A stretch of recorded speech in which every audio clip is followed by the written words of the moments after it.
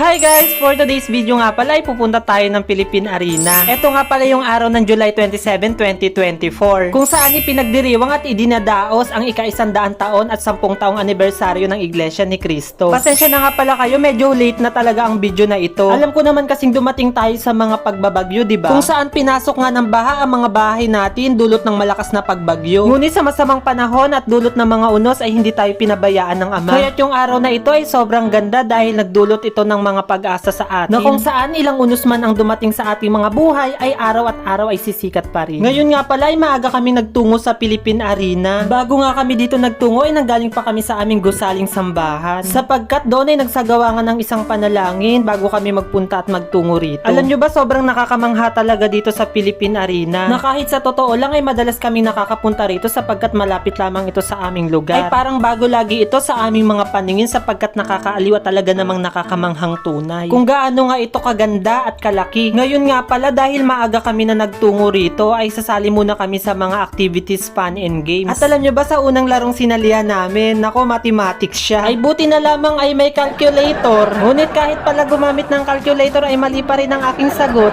Pero sa totoo lang ay talaga nga namang nakakaaliw at nakaka-enjoy ang mga aktibidad. Mga aktibidad nga sa loob ng Iglesia ni Cristo. Ngayon nga pala sa mga oras na ito ay parami na ng parami ang mga kapatid na nagsisipuntahan dito. Sobrang saya nila at makikita nyo talaga sa kanilang mga puso ang pananabik sa araw nga na ito. Na sa totoo lang na kahit galing pa sila sa iba't ibang lugar at malalayong lugar ay hindi nyo nga mababakas sa kanila ang pagod. Kundi bagkos ang mababanaag nyo sa kanila ay ang saya sa kanilang mga puso. Buti na lamang talaga ay maaga kaming nagtungo at pumunta rito sa Philippine Arena. Kung kaya't nalibot pa namin yung mga activities na nakahanda pati na rin dito sa may photo exhibit na kung saan may mini museum. Kung saan nandito nga ang mga kamangha-manghang mga painting at larawan. Mga painting at larawan na kung saan maaalala at magugunita mo nga ang mga nakaraang lumipas. Ngayon nga pala ay napuno na namin ito ng pirma yung aming cards namin na kung saan natapos na namin ang aming mga nilahukan na aktibidad. Kung kaya't oras na ngayon para kunin namin ang aming mga papremyo. Yung mga gantong aktibidad ay hindi lamang nagdudulot ng tuwa at saya, kundi lalong higit ay nakakapagpasigla at nakakapagpatatagan ng ating mga pananampalataya sa Diyos. Pagkatapos nga pala namin sumali ng mga activities, ay lumabas na nga kami ng sports stadium para nga mamili at kumain na. Sapagkat sa ilang mga oras na lamang nga ay magpapapasok na sa loob ng Philippine Arena upang simulan nga at mamasdan ang inihandang programa sa pagdiriwangan ng ika-100 taon at 10 taong anibersaryo ng pagkakatatag ng Iglesia ni Cristo. At pagkatapos nga namin kumain ay dali-dali nga kami ditong pumila sapagkat sa napakaraming mga kapatid at napakaraming dadalo sa anibersaryong ito ay tiyak nga na mabilis na haba nga ang pila. Mga ilang oras din at minuto rin ang aming itinayo doon bago kami makapasok dito sa pinaka-gate nga ng Philippine Arena. Na kahit naging masikip at mainit ang aming mga pagpila ay sulit naman ito sapagkat narito na nga kami. Na kung saan sa mga ilang minuto na lamang nga ay mapapasok na namin ang loob ng Philippine Arena. At gaya nga ng aking sinabi kanina ay tunay nga namang nakakamangha rito sapagkat kahit madalas na kaming nakakapunta rito ay parang lagi itong bago sa aming mga paningin. Na kung saan mamamangha ka pa rin talaga sa ganda at sa laki nito. Kaya sa ibabaw ng lahat ng ito ay sa Diyos pa rin talaga ang kapurihan. Kung kaya't ito talaga ang pinagpapasalamat ng bawat isa sa